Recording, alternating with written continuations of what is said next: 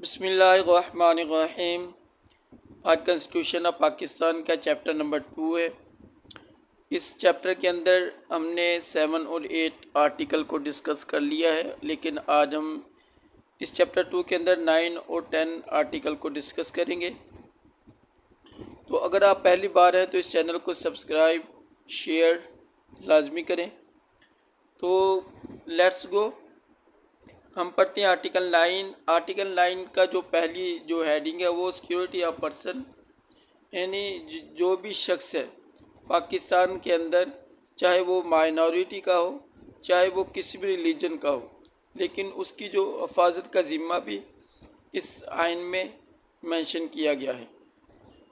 इसको हम एक्सप्लेन करते हैं। यानी कोई भी शख्स को महरूम नहीं किया जाएगा उसकी ज़िंदगी से, आज़ादी से, और उसकी हिफाजत की जाएगी किसके मुताबिक? इस कानून के मुताबिक। ठीक है। अगर हम इसके मीनिंग की बात करें, इसके अंदर समझाया क्या गया है, इसके अंदर हमें बताया क्या गया है। उसने कहा कोई भी शख्स को उसकी आज़ादी से, उसकी लाइफ से महरूम नहीं किया जाएगा, या उसको कत्ल नहीं किया जाएगा, या उसकी आज़ादी को खोया नहीं जाएगा जब तक नहीं कानून इजाज़त नहीं देता। अगर हम एग्ज़ाम्पल की बात करें, एग्ज़ाम्पल में क्या बताया गया है कि अगर पुलिस है, अगर किसी शख्स को अरेस्ट करती है तो वो उसको फॉलो करेगी, कानून को फॉलो करेगी। अगर वो ऐसा नहीं कर सकती, यानी अगर वो फॉलो नहीं करेगी, तो उसको ये भी हक़ नहीं है कि उसकी आज़ादी को ले सके, यानी उसकी आज़ादी को अपने हाथों में ले, यानी किसके? एक लीगल रीज़न के बगैर। ठीक है ना। कोई भी ऐसी कोई शख्स ने गलती ना की हो कि जो कानून के ख़िलाफ़ हो। अगर वो कानून के दायरे में, यानी वो अपनी आज़ादी को भी इंजॉय कर सकता है, और जो उसका कानून में मेंशन किए गए हैं जो जो हकूक़, वो भी वो जो शख्स आज़ादी के तौर पर अदा कर सकता है। अब हम आर्टिकल 9A की बात करते हैं। आर्टिकल 9A के अंदर क्या बताया गया? क्लीन एंड हेल्थी एनवायरनमेंट, यानी हर शख्स को एक साफ़ सुथरा और सेहतमंदाना एनवायरनमेंट भी मुहैया किया जाएगा इस आर्टिकल के तहत। अच्छा, इसके अंदर बताया क्या गया है? यानी हर शख्स को हक़ है कि वो एक साफ़ सुथरा माहौल को क्रिएट करे, यानी सेहतमंद ज़िंदगी गुजारे और पायदार एनवायरनमेंट के अंदर अपनी जो ज़िंदगी को गुजार सकता है। इसके अंदर जो मीनिंग, इसका मतलब ये है कि इसका मतलब क्या है? इसका मतलब ये है कि हर किसी के पास हक़ है टू लाइफ रहने के लिए एक क्लीन और हेल्थी जगह के अंदर, और वो एक लंबे टाइम तक भी रह सकता है। ठीक है ना। ऐसा नहीं है कि वो शॉर्ट टर्म के लिए मुख्तसर के तौर पर आए। ठीक है, यानी वो लंबे टाइम के लिए भी रह सकता है। एग्जाम्पल की बात करें, इसके अंदर फैक्ट्री को शुड नॉट पोल्यूट नहीं करना चाहिए, यानी एयर को। अगर वो पोल्यूट करती है, यानी हवा को खर्च करती है, गंदे जो आर्टिकल हवा के खर्च करती है, तो और या वाटर पानी को, तो उसको रखना चाहिए एनवायरनमेंट को हेल्थी। उसको भी हक़ है कि ऐसे जो फैक्ट्री से गंदे मटेरियल, हवा, यानी उसका धुआं वगैरह और पानी अगर वो खर्च करती है तो वो इस तरह खर्च करे कि माहौल को नुकसान ना पहुँचे। आर्टिकल 10 की हम बात करते हैं कि इसके अंदर हमें क्या बताया गया है। यानी जो अरेस्टेड पर्सन है, जिसको अरेस्ट किया गया हो, तो उसका क्या हक़ है कि यानी कोई भी शख्स है, जब तक नहीं उसको अरेस्ट किया जाता, जब तक उसको हिरासत में नहीं लिया जा सकता, जब तक उसको इन्फॉर्म ना किया जाए। कि आपने मसलन पुलिस की एग्जांपल ले लेते हैं। इसके अंदर पुलिस है, उस शख्स को अपना अरेस्ट करना चाहती है, तो पुलिस को पहले उसकी गलती को देखना पड़ेगा, उसने क्या कानून तोड़ा है और कानून की खिलाफ वर्जी क्या की है, तो फिर ही वो अरेस्ट में ले सकती है, वरना उसको अरेस्ट में लेने का पुलिस को भी हक़ नहीं है। ठीक है। उसने कहा कि विदाउट बीइंग इन्फॉर्मेड, यानी उसको इन्फॉर्म किए बगैर ही हिरासत में नहीं लिया जा सकता, और ऐसी गिरफ्तारी की वजूहात पर भी नहीं लिया जा सकता। और दूसरा उसका हक ये है कि अगर वो हिरासत में आ गया है तो उसको इनकार भी नहीं किया जा सकता। उसका हक है कि वो मशवरा करे और अपने एक लीगल यानी प्रैक्टिशनर वकील अपनी चॉइस यानी अपने इंतखाबशुदा वकील से के द्वारा वो एक वकील को भी रख सकता है, ठीक है, और उससे मशवरा भी ले सकता है, ठीक है ना, और उसको इससे से बाज नहीं किया जाएगा। अगर हम मीनिंग की बात करें, इसके अंदर बताया क्या गया है, जब कोई शख्स किसी पर्सन को अरेस्टेड किया जाता है तो वो तेज़ी के साथ उसको बताना चाहिए यानी जल्दी बताना चाहिए कि उसके पास हक है मिलने का और मदद लेने का, किसके द्वारा, किसी भी लॉयर के द्वारा जिससे वो चाहता है, ठीक है। अगर हम इसके अंदर एग्जाम्पल की बात करें, एग्जाम्पल इसके अंदर क्या बताया गया है, अगर एक पर्सन को अरेस्ट किया जाता है क्राइम के जुर्म के अंदर, द पुलिस यानी पुलिस को बताना चाहिए उसको, यानी वो रीज़न बतानी चाहिए और इजाज़त देनी चाहिए, वो कांटेक्ट करे किसके साथ, एक लायर के साथ, ठीक है। आपको ये समझ आ गई होगी। अच्छा, अगर आर्टिकल 10 के अंदर यानी क्लास 2 है, उसके अंदर क्या बताया गया है, इसके अंदर हमें प्रोडक्शन बिफोर मजिस्ट्रेट, ठीक है ना, यानी जो भी गिरफ्तार शख्स का मजिस्ट्रेट के सामने पेश होना, यानी अगर हर पर्सन को जिसको वो अरेस्टेड किया गया है और हिरासत में लिया गया है यानी उसको जेल में रखा गया है, शैल बी प्रोड्यूस्ड, ठीक है ना, बिफोर अ मजिस्ट्रेट, यानी मजिस्ट्रेट से पहले ही उसको जेल में या हिरासत में लिया गया है, विद इन कितने दिन के अंदर अंदर 24 आवर्स के अंदर ऐसे रेस्ट को, तो जो इसके अंदर जो टाइम है जब से वो लिया है, अगर वो मजिस्ट्रेट के सामने पेश नहीं हुआ, वो वक़्त उसने कहा कि वो शामिल नहीं किया जाएगा इसके अंदर कि अपना इसको इतने दिन हो गए हैं कि रेस्ट किए हुए, ठीक है ना। कब टाइम शुरू होगा, उनके के और ऐसे शख्स को और हिरासत में नहीं लिया जा सकता इस पीरियड तक विदाउट यानी मजिस्ट्रेट की अथॉरिटी के बगैर भी इसको जेल में नहीं रखा जा सकता। मीनिंग इसका क्या है, अगर इसका मतलब क्या है, हम अगर इसके मतलब की बात करें कि एक अरेस्टेड पर्सन को लिया जा सकता है यानी तब जब जज के सामने विद इन 24 के अंदर अगर वो जज के सामने पेश हो, वो और नॉट काउंटिंग ट्रैवल टाइम, और जो उसने टाइम को स्पेंड किया है जज से पहले ही, तो वो तो उसका टाइम शामिल नहीं होगा, और ना ही उसको रखा जा सकता है जेल के अंदर इतना लंबा, किसके बगैर, परमिशन के बगैर, उस जज की परमिशन के बगैर भी उस शख्स को जेल में नहीं रखा जा सकता। अगर हम एग्जाम्पल की बात करें, ये सब टाइम के फ्रेम की बात करें कि अगर कोई शख्स पकड़ा गया है तो उसको कितने दिन जो है ना जेल में रखा जाएगा और जज के सामने पेश किया जाएगा, और कब से उसका जो टाइम शुरू होगा। अगर जज उसकी सज़ा 10 साल मुकर्रर करता है तो जब तक जज के सामने पेश नहीं होगा तो वो तो टाइम नहीं उसके अंदर शामिल होगा, लेकिन जज के सामने जब जज ने उसके बारे में फैसला सुना दिया, उसी दिन से ही उसका टाइम शुरू हो जाएगा, ठीक है। एग्जाम्पल, अगर कोई शख्स को अरेस्ट किया जाता है कितने 9 AM पर, उसको जाहिर होना चाहिए नहीं, अगर वो मजिस्ट्रेट से पहले उसको अरेस्ट किया गया है तो 9 AM द नेक्स्ट डे तक, तो उसने कहा कि मजिस्ट्रेट के सामने अगर वो अरेस्ट किया गया है लेकिन फिर उसको सामने उसके जज के सामने नहीं पेश किया गया, तो वो दिन जो है ना उसकी जो सज़ा का वो शामिल नहीं किया जाएगा। अच्छा, इसके अंदर हमें ये बताया गया है कि कोई भी प्रिवेंटिव डिटेंशन है यानी एहतियाती हिरासत पर कोई भी कानून लागू नहीं हो सकता। ठीक है ना।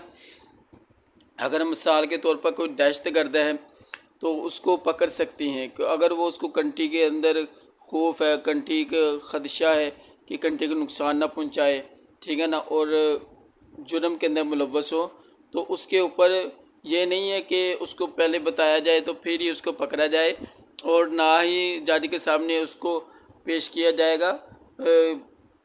पहले उसको हिरासत में लिया जाएगा, फिर उसके बाद ही उसको जो है ना मजिस्ट्रेट के सामने पेश किया जाएगा। ठीक है। मतलब कि उनके कोई भी इस क्लासेस के अंदर किसी भी चीज़ या किसी भी कानून को लागू नहीं किया जाएगा ऐसे शख्स या यानी अरेस्टेड के ऊपर जो किसके तहत लिया गया हो, प्रिवेंटिव डिटेंशन लॉज यानी एहतियाती हिरासत में लिया गया हो। अगर इसके अंदर हम बात करें तो इसके अंदर क्या बताया गया है कि उसके ऊपर कोई भी कानून जो है ना, कोई भी रूल वगैरह अप्लाई नहीं हो सकता। अगर एक शख्स को यानी हिरासत में लिया गया है यानी रोकने के लिए क्या, क्राइम्स और या थ्रेट्स यानी कंट्री के जो मौजूदा ख़तरात हैं उसको रोकने के लिए जिस शख्स को लिया गया है। एग्जांपल अगर हम बात करें तो एक सस्पेक्टेड टेररिस्ट है, यानी किसी के शक शुबहात जो है जिसके ऊपर ये दहशतगर्द है तो उसको पकड़ा जा सकता है इस कानून के तहत। ठीक है, ये एग्जांपल है।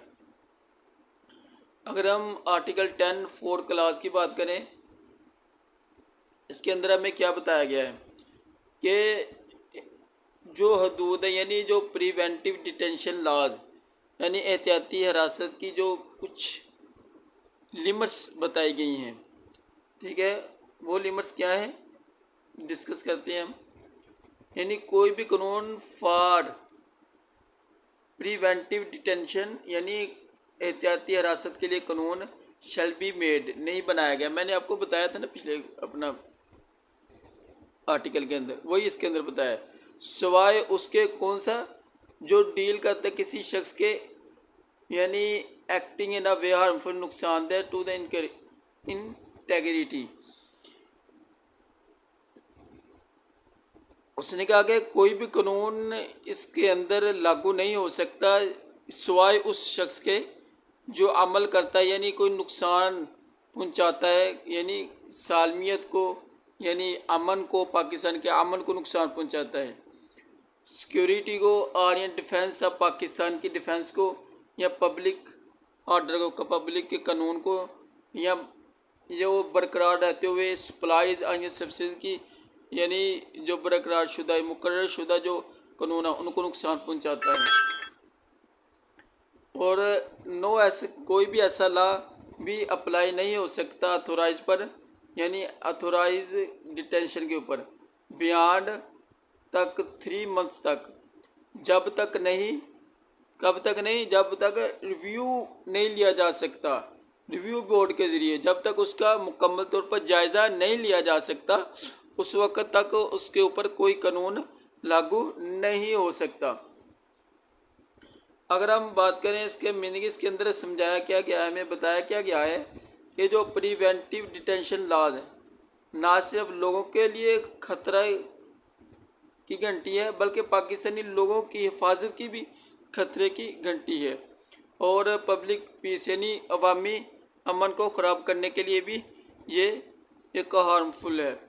और नो वन कोई भी शख्स को यानी कोई भी शख्स को पकड़ा नहीं जा सकता, उसको 3 मंथ से ज़्यादा यानी उसको रखा नहीं जा सकता, कितने मंथ से, 3 मंथ से ज़्यादा उसको रखा नहीं जा सकता विदाउट किसके बगैर रिव्यू यानी एक स्पेशल पैनल ऑफ जज यानी कोई स्पेशल पैनल होता है जजों का, उसके जब तक वो पूरी तरह उसका रिव्यू जायज़ा ना ले लें उसके बगैर उसको 3 मंथ से ज़्यादा नहीं रखा जा सकता।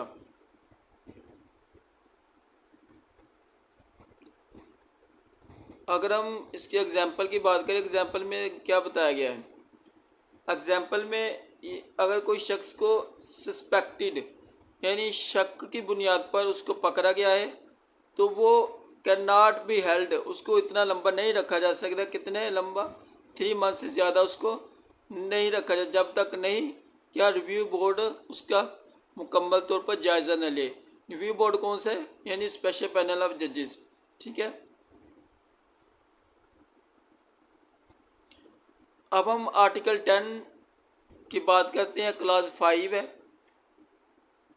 क्या इसके अंदर बताया गया है, यानी हक है कि to be informed and heard, यानी जो गिरफ्तार शख्स है उसको वजह बताना और सुनना, उसकी वजह को सुनना और उसको बताना, जो जो अरेस्टेड पर्सन है। जब एक पर्सन को इस डिटेन यानी हिरासत में लिया जाता है, यानी किसके तहत, अंडर प्रिवेंटिव डिटेंशन, तो द अथॉरिटी यानी जो भी अथॉरिटी है, जो भी अदारा है, उसका हक है कि वो उसको इन्फॉर्म करे, यानी कितने दिन के अंदर अंदर, 15 डेज के अंदर अंदर।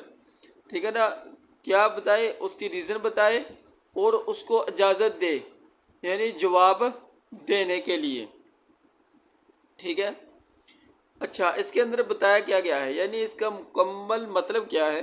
उसने क्या कहा, जो हिरासत शुदा शख्स है उसको बताना चाहिए कि क्यों उसको पकड़ा गया, और उसको 15 दिन के अंदर उसको एक्सप्लेन भी करना चाहिए और उसकी साइड भी लेनी चाहिए कि वो अपना जवाब भी दे सके। एग्जाम्पल, यानी द डिटेनी रिसीव्स एक लेटर एक्सप्लेनिंग, यानी एक जो हरासत शुदा हासिल करता है एक लेटर जिसके अंदर वजाहत दी गई है चार्जेस की, उसके ऊपर क्या क्या इल्ज़ाम लगाए गए हैं, और वो लिख सकता है एक जवाब भी, उसके जो वजाहत दी गई है अथॉरिटी की तरफ से, तो उसका जवाब भी वो लिख सकता है। तो इस आर्टिकल के अंदर भी ये भी मेंशन किया गया है। तो ये आर्टिकल 10 किस आइन के अंदर, 1973 आइन के अंदर है।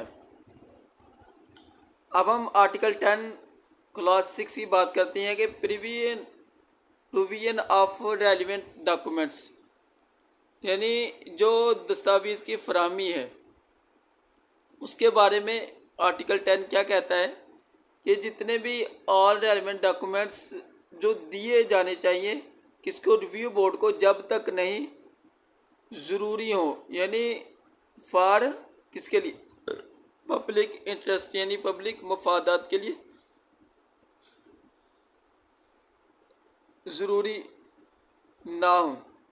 ठीक है, इसके अंदर बताया गया यानी जितने भी ऑल एविडेंस, जितने भी शवाहद हैं उनको दिखाना चाहिए किसके सामने, जजेस को, जब तक नहीं एक सीक्रेट है, फॉर सेफ्टी रीज़न के लिए, जो हिफाजत है उसके लिए एक राज भी है, जब तक नहीं जजों के सामने तमाम शवाहद को पेश किया जाए।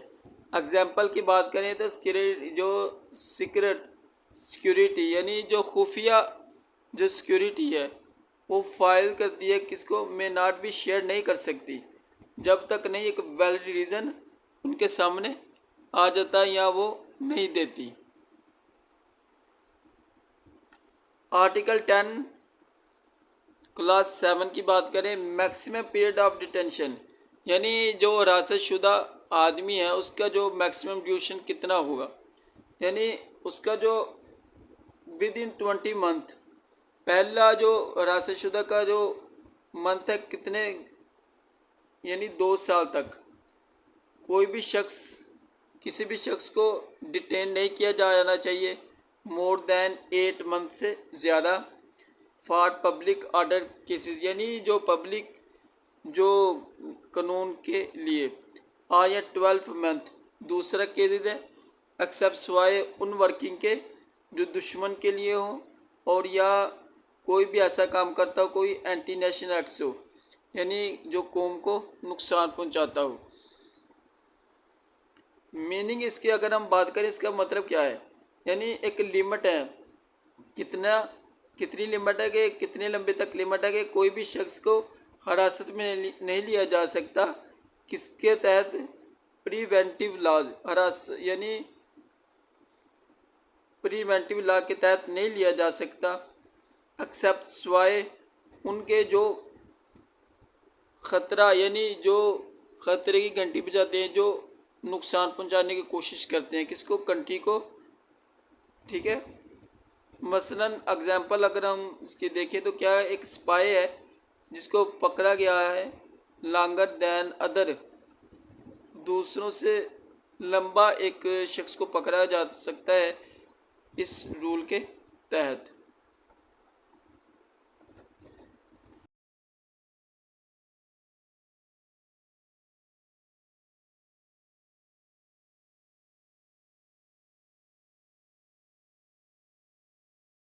हम आर्टिकल 10 की बात करते हैं। आर्टिकल 10 में हमें क्या बताया गया है कि जो डिटेंशन, जो जिसको पकड़ा गया है हिरासत में कोई भी शख्स है, हो सकता है को अगर उसको पकड़ा गया है तो उसकी जगह और अहले खाना के लिए माली इमदाद वो गवर्नमेंट ही तय करेगी। जजेस जब फैसला करेंगे कि इनको कितनी सैलरी देनी चाहिए और जो शख्स को हिरासत में लिया गया है और उसकी जगह कहाँ होनी चाहिए, तो जब वो जजेस फैसला करेंगे फिर वो फैसला करके गवर्नमेंट को बताएंगे, फिर गवर्नमेंट उनकी फैमिली को सपोर्ट करेगी। अब हम इसको वन बाय वन डिस्कस करते हैं। Place of detention and family support, ठीक है। रिव्यू बोर्ड कौन सा? रिव्यू बोर्ड यानी जजेस, स्पेशल जो पैनल होता है जजेस का, उसको रिव्यू बोर्ड कहा गया है। वो फैसला करती है कि प्लेस ऑफ डिटेंशन, हिरासत की जगह कहाँ होती है, और उसके फिक्स जो फाइनेंशियल सपोर्ट ऑफ फॉर उसकी फैमिली के लिए जो फिक्सर जो अपना फिक्स फाइनेंशियल सपोर्ट कितनी देनी चाहिए। मीनिंग इसका मतलब ये है कि जजेस जो फैसला करेंगे कहाँ इस शख्स की जो है ना जगह होगी और कितनी रकम उसकी फैमिली को मिलेगी, ठीक है। अगर हम एग्जांपल की बात करें, द डिटेनीज की फैमिली हासिल करेगी मंथली फाइनेंशियल सपोर्ट किससे? गवर्नमेंट से, ठीक है।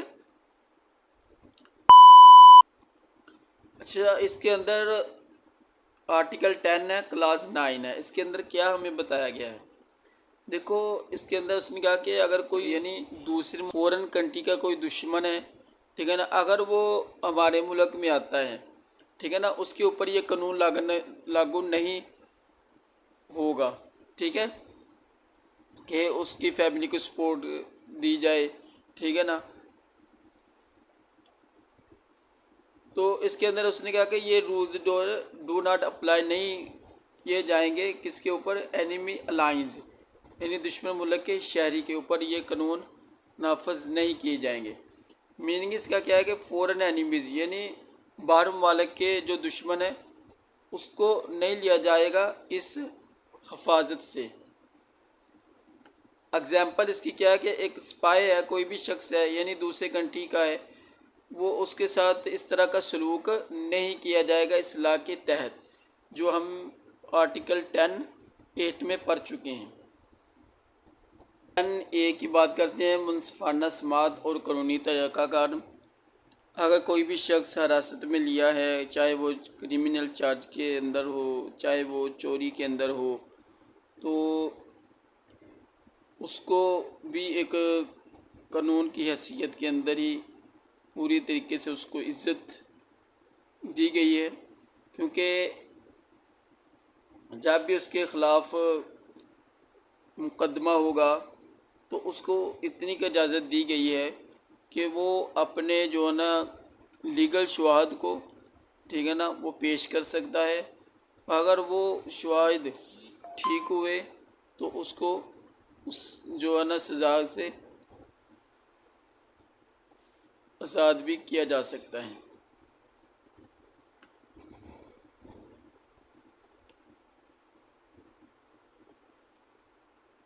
अब हम आर्टिकल 10(a) की बात करें तो इसके अंदर मुनसिफाना समात और कानूनी तरीक़ाकार को अपनाया गया है कि अगर कोई शख्स को अरेस्ट किया गया है किसी भी अपना इल्ज़ाम के अंदर, तो उसका तरीक़ाकार क्या है अदालत के अंदर? Fair trial and due process, यानी उसके साथ एक मुनसिफाना वो कानूनी तरीक़ा इख्तियार किया जाएगा।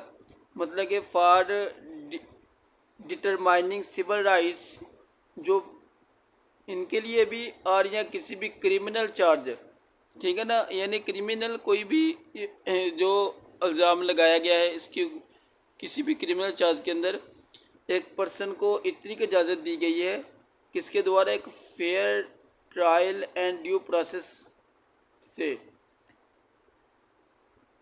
कि वो अपने आप को एक जज के सामने पेश भी कर सकता है, कुछ सुना भी सकता है, अपना फैसला भी सुना सकता है और शुहाद भी पेश कर सकता है। ठीक है, हाँ, इसको उस वक्त तक करना चाहिए जब तक कोई फैसला नहीं हो सकता। मीनिंग की बात करें कि हर किसी के पास हक है। क्या हक है कि टू ए जस्टिस इंसाफ कोर्ट का, सुनाने का, एंड प्रॉपर लीगल प्रोसीजर का। लीगल मतलब है कि अपने इल्ज़ाम को ख़त्म करने के लिए उसको शुहाद पेश करना पड़ेंगे जज के सामने, वकील को पेश करना पड़ेगा, यानी डिसीजन से पहले पहले, अगर जब तक जज फैसला नहीं देता। ठीक है, एग्जाम्पल इसकी क्या है कि अगर चोरी के इल्ज़ाम में द पर्सन को दी जाना चाहिए, अगर कोई चोरी के इल्ज़ाम में मतलब कि पकड़ा गया है तो उस शख्स को क्या देना चाहिए, एक चांस देना चाहिए टू डिफेंड करने का खुद को इन कोर्ट के अंदर, यानी खुद को पेश करने का और ख़ुद को बोलने का और ख़ुद का फैसला सुनाने का भी उसको हक है कि वो जज के सामने अपनी जो नुक्ता नज़र पॉइंट रखने चाहिए। तो ये था आज का हमारा लेक्चर। तो अगर आपको पसंद है लेक्चर तो इसको लाइक शेयर लाजमी कीजिए। थैंक यू, अल्लाह हाफिज़।